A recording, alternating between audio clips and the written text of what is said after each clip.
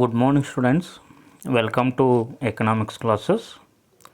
Today, we will going to discuss about one important question for the examination of 4 marks. 4 ಮಾರ್ಕ್ಸಿಗೆ ಪ್ರಮುಖವಾಗಿರ್ತಕ್ಕಂಥ ಒಂದು ಪ್ರಶ್ನೆ ಯಾವುದಂತ ಕೇಳಿದರೆ, explain the working of the economy of A capitalist country.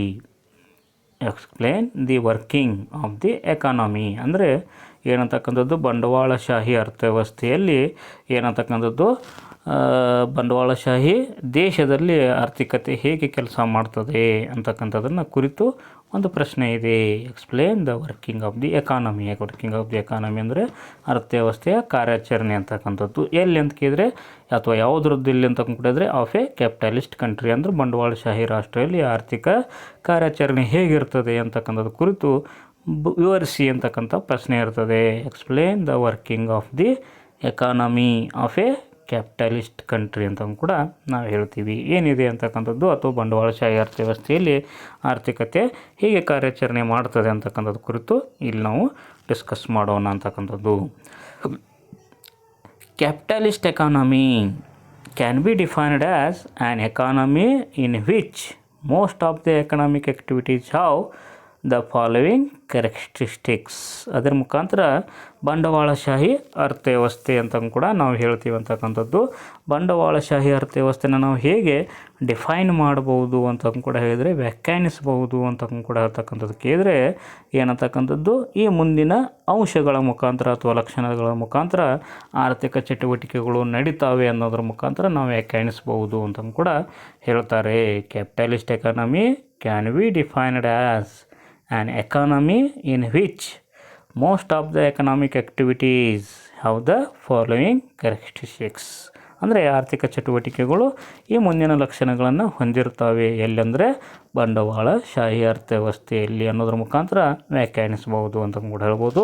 ಅದರಲ್ಲಿ ಒಂದನೇ ಲಕ್ಷಣ ಏನು ಅಂತ ಕೂಡ ಹೇಳಿದರೆ, there is private ownership of means of production.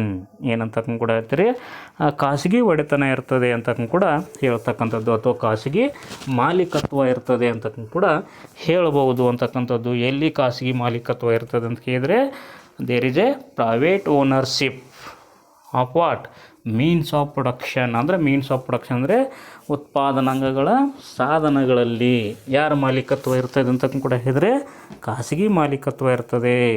ಏನಂತ ಕೂಡ ಹೇಳ್ತೀರಿ, there is a private ownership of means of production. ಅಂದರೆ ಉತ್ಪಾದನಾಂಗಗಳ ಮಾಲೀಕತ್ವ ಯಾರ ಹತ್ರ ಇರ್ತದೆ, ಪ್ರೈವೇಟ್ದಲ್ಲಿ ಇರ್ತದೆ, ಖಾಸಗಿಯವರ ಬಳಿ ಇರ್ತದೆ. ಇದು ಒಂದನೇ ಲಕ್ಷಣ ಅಂತಕ್ಕಂಥದ್ದು.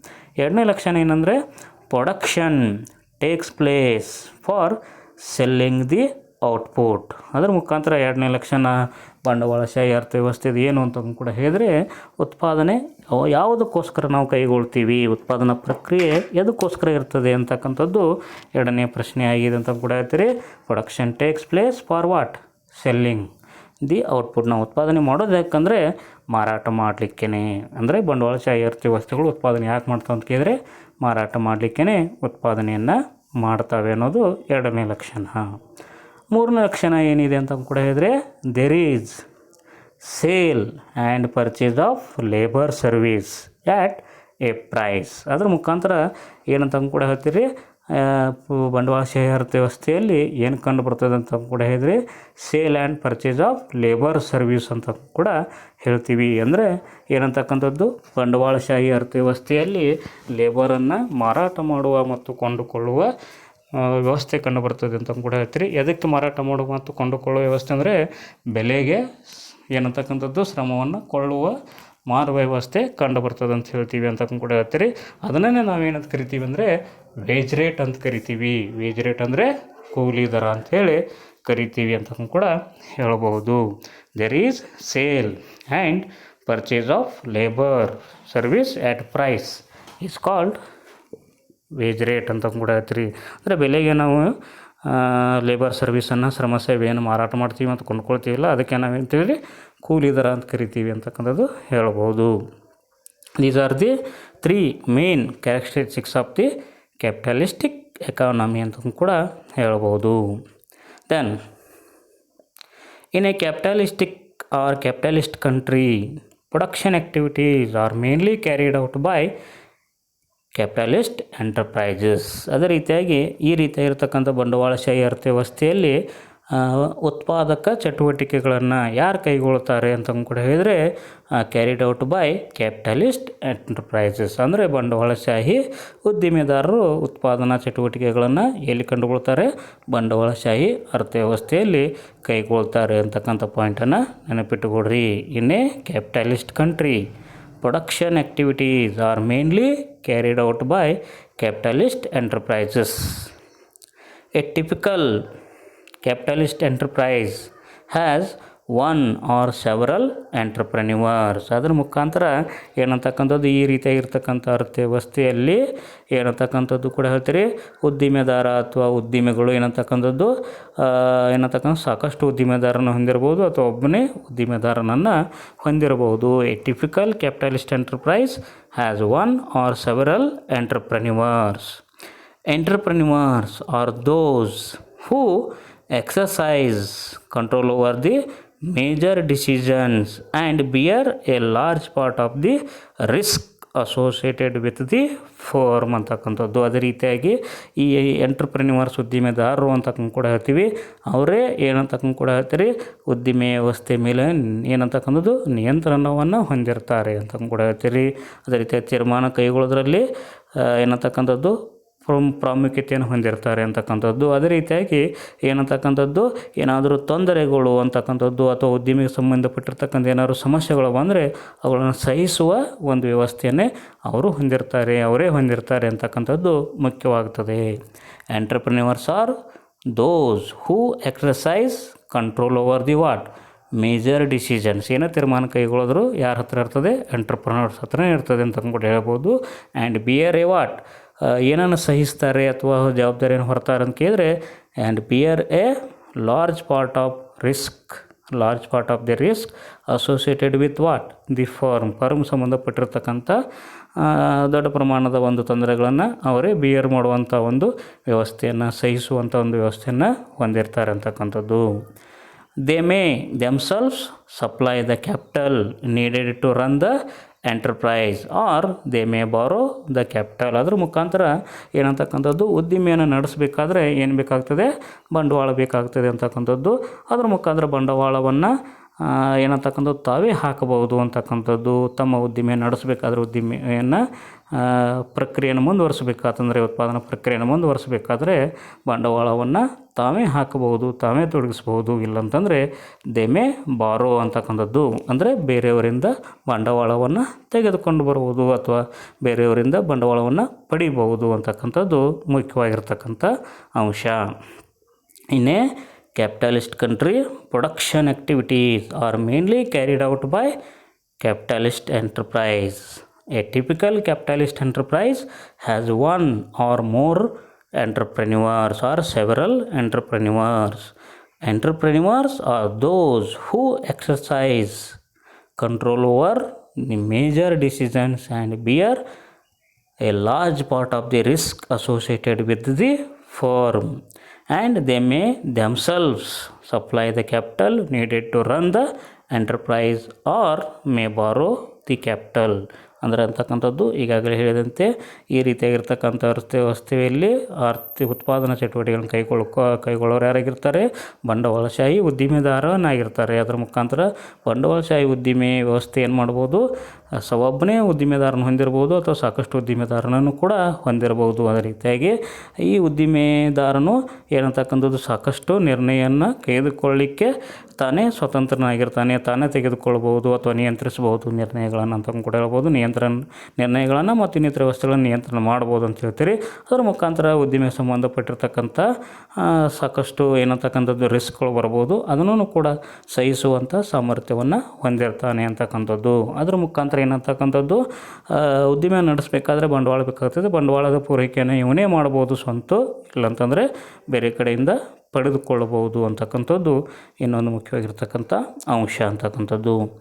Then to carry out the production they also need natural resources. ಅದ್ರ ಮುಖಾಂತರ ಬಂಡವಾಳ ಒಂದೇ ಇದ್ರೆ ಸಾಕಾಗಿಲ್ಲ, ಅರ್ಥ ಏನು, ಉತ್ಪಾದನಾ ಪ್ರಕ್ರಿಯೆಗೆ ಅದ್ರ ಜೊತೆಗೆ ಪ್ರೊಡಕ್ಷನ್ಗೆ ಮತ್ತೇನು ಬೇಕಾಗ್ತದೆ, ನ್ಯಾಚುರಲ್ ರಿಸೋರ್ಸಸ್ ಬೇಕಾಗ್ತವೆ ಅಂತಕ್ಕಂಥದ್ದು. ನ್ಯಾಚುರಲ್ ರಿಸೋರ್ಸಸ್ ಅಂದರೆ ರಾ ಮೆಟೀರಿಯಲ್ಸ್ ಬೇಕಾಗ್ತವೆ ಅಂತ ಕೂಡ, ಅಥವಾ in economics we called it as land ಅಂತ ಕೂಡ ನಾವು ಹೇಳ್ತೀವಿ. To carry out the production they also need natural resources. ಹೌದಾ, natural resources also need to produce the goods ಅಂತಕ್ಕಂಥದ್ದು. They need the most important element of the human labour to carry out the production. ಅದ್ರ ಜೊತೆಗೆ ಈ natural resources ಜೊತೆಗೆ ಮತ್ತೇನು ಬೇಕಾಗ್ತದೆ, ಅತಿ ಮುಖ್ಯವಾಗಿ ಬೇಕಾಗಿರ್ತಕ್ಕಂಥದ್ದು ಯಾವುದು ಅಂತಕ್ಕಂಥದ್ದು ಕೂಡ ಇದ್ದರೆ ಹ್ಯೂಮನ್ ಲೇಬರ್ ಅಂತಕ್ಕಂಥದ್ದು. ಉತ್ಪಾದನಾ ಪ್ರಕ್ರಿಯೆಯಲ್ಲಿ ಅಥವಾ ಪ್ರಕ್ರಿಯೆಯನ್ನು ಕೈಗೊಳ್ಳಬೇಕಾದ್ರೆ ಇನ್ನೊಂದು ಮುಖ್ಯವಾಗಿರ್ತಕ್ಕಂಥ ಒಂದು ಉತ್ಪಾದನಾಂಗ ಯಾವುದು ಬೇಕಾಗ್ತದೆ ಅಂದರೆ ಹ್ಯೂಮನ್ ಲೇಬರ್ ಅಂತಕ್ಕಂಥದ್ದು ಕೂಡ ಬೇಕಾಗ್ತದೆ ಅಂತಕ್ಕಂಥದ್ದು. They need the most important element of human labour to carry out the carry out the production.